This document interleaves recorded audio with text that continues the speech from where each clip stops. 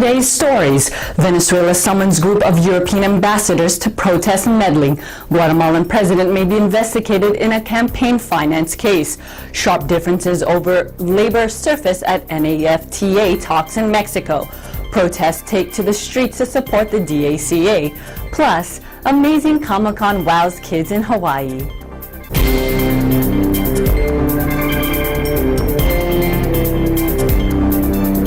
Hello everyone, I am Lynn Pence, bringing you stories from around the globe, and this is Eagle News, Washington, D.C.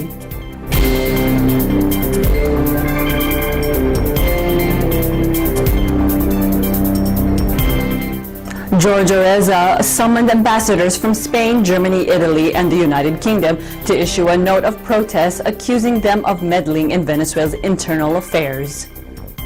The Venezuelan Foreign Minister Jorge Oreza held a news conference Monday after lodging the formal diplomatic complaint with the 4 European countries. We summoned these ambassadors. We handed them a strong and blunt note of formal protest for their meddling, for their conduct in Venezuela, involving themselves in Venezuela's internal problems, as well as to the authorities within their countries who have voiced opinions on the same subject. There has been widespread criticism of Maduro around Europe, with French President Emmanuel Macron last week saying his administration was a dictatorship trying to survive at the cost of unprecedented humanitarian distress. We want to have the best relations not only with Germany, Italy, Spain, the United Kingdom, with other countries on planet Earth, but they should be found in respect towards our sovereignty, in respect for Venezuelan democracy, and to the functioning of its institutions. We told the ambassadors that we hope these situations do not repeat themselves, and if that were the case, we will have to evaluate diplomatic measures of greater and deeper magnitude. Last week, Venezuelan human rights activist Lian Totori, the wife of Venezuela's best-known detained political leader, was barred from flying out of the country to go to Paris, Madrid, Berlin, and London, even after several European ambassadors accompanied her to the airport. Oreza said Totori was not only able to leave the country because she was due in court this week to answer questions over a stash of cash that police had found in her car. Venezuelan President Nicolas Maduro is expected to address the opening day of a 3-week UN Human Rights Council. Venezuelan President Nicolas Maduro is expected to address the opening day of a 3-week UN Human Rights Council session on September 11th. Guatemala's Constitutional Court opened the door on Monday to an inquiry of President Jimmy Morales for illegal campaign financing, but the Central American country's Congress will have the final say on whether his immunity is removed. Guatemala's Attorney General and a UN-backed anti-graft body said last month that they are seeking to investigate Morales over suspected illicit campaign financing. To strip Morales of his presidential immunity, prosecutors now need the go-ahead from a 2/3 majority in Congress. He could then be formally investigated and charged. In the cases against the president, Jimmy Morales, that have been brought, there are 4 cases. They have been thoroughly looked at, 3 of them were rejected, and the remaining case has been admitted for processing before the Public Ministry and CICIG, Guatemala's International Commission Against Impunity, against the president for the alleged crime of illicit electoral financing. As a result, a report will be sent to Congress to continue with this progress. Under the leadership of veteran Colombian prosecutor Ivan Velasquez, Guatemala's International Commission Against Impunity, CICIG, has been in the thorn of Morales' side, investigating his son and brother and then seeking to remove his own immunity over more than $800,000 in allegedly unexplained campaign funds. Morales denied any wrongdoing. Morales struck back last month, attempting to expel Velasquez in a move that provoked international outrage. But the nation's constitutional court ruled against the president, finding he did not have authority to fire the CICIG head. Morales won office in 2015, running a platform of honest governance after his predecessor, Morales won office in 2015, running on a platform of honest governance after his predecessor, Otto Perez Molina, was forced to resign and imprisoned a multi-million-dollar graft case stemming from a CICIG investigation. Up next, sharp differences over labor surface at NAFTA talks in Mexico. Protesters take to the streets to support the DACA. Plus, amazing Comic-Con wows kids in Hawaii. Eagle News, Washington, D.C. will return in a moment.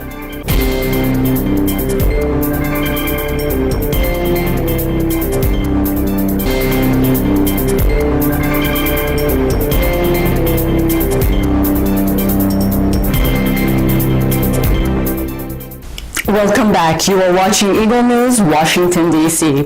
Tensions over sharp differences in pay between Mexican workers and their Canadian and U.S. counterparts surfaced on Sunday as negotiations discussed labor market rules in talks to overhaul the North American Free Trade Agreement.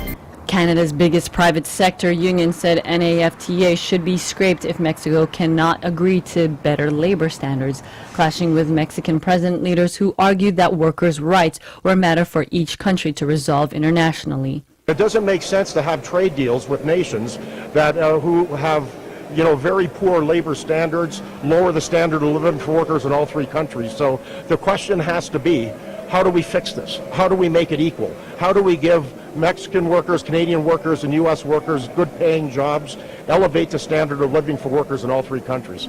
And if labor standards aren't a part of a trade deal, then there shouldn't be a trade deal. Mexican political and corporate leaders firmly resist demands to bring wages into line with U.S. and Canadian levels, arguing the big cost advantage the country enjoys over richer peers should decrease as economic development advances. Each country should respect its labor issues. That's what Mexico is proposing. Mexico can't get involved in the labor issues of the United States or Canada. We ask that others don't get involved in our issues. Mexico will be competitive. It's respecting its workers. We want just salaries, which is what we're proposing. Labor union leaders in the two wealthier nations say laxer labor standards and lower pay in Mexico have swelled corporate profits at the expense of Canadian and U.S. workers, making resolution of the issue a major battleground of the NAFTA talks. Large crowds gathered in Los Angeles and Atlanta on Monday to show support for the young immigrants protected under the DACA program. DACA, an acronym for Deferred Action for Childhood Arrivals, allows immigrants who came to the U.S. as young children to remain in the U.S.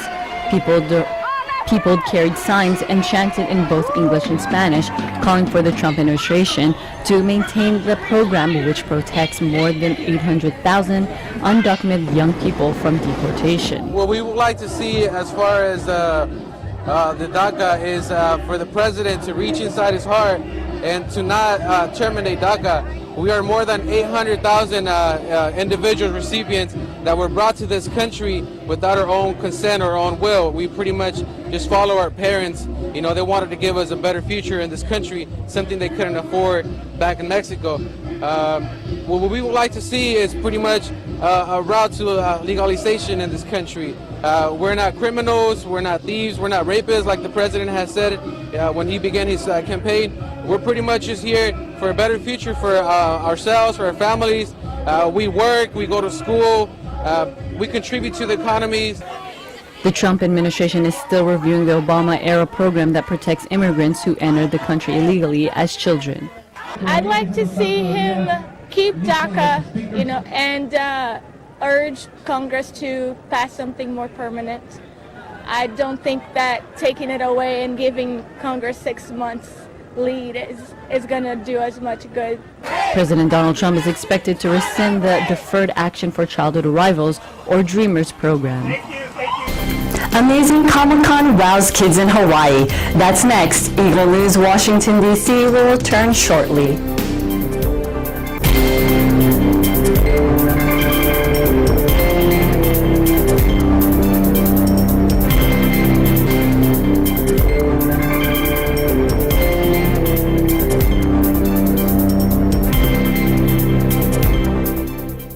Welcome back. This is Eagle News, Washington, D.C.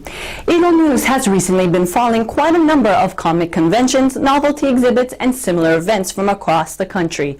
Today, we will hear from not one, not two, but 3 teenage kids about how the amazing Hawaii Comic-Con wowed the island. Mio, Albert, and Arthur with the story.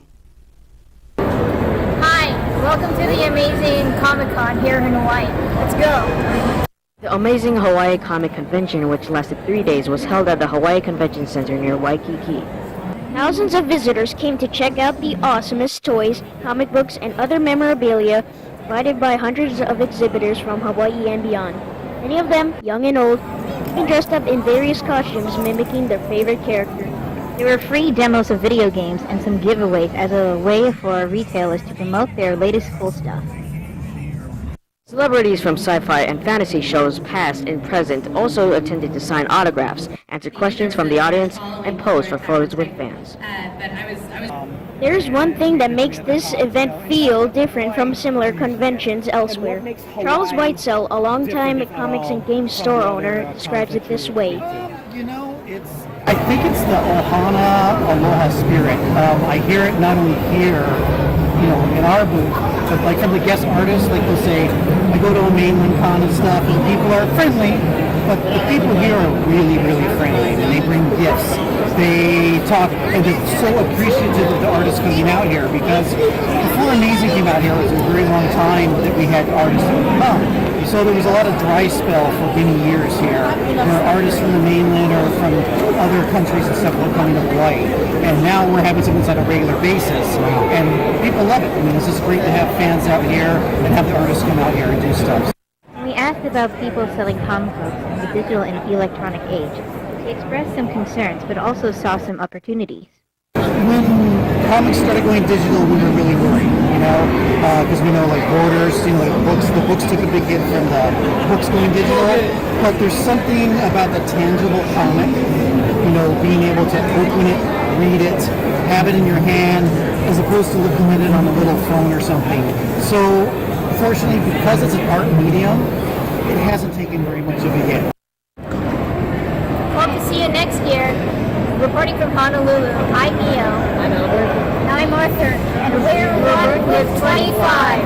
Aloha! Thank you, Mio, Albert, and Arthur. That is today's Eagle News, Washington, D.C. Join us again next time as we bring you stories that matter to you. Visit our website at Eaglenews.PH, like us on Facebook, follow us on Twitter at twitter.com/EagleNewsPH. I am Lynn Pence, and I am one with 25.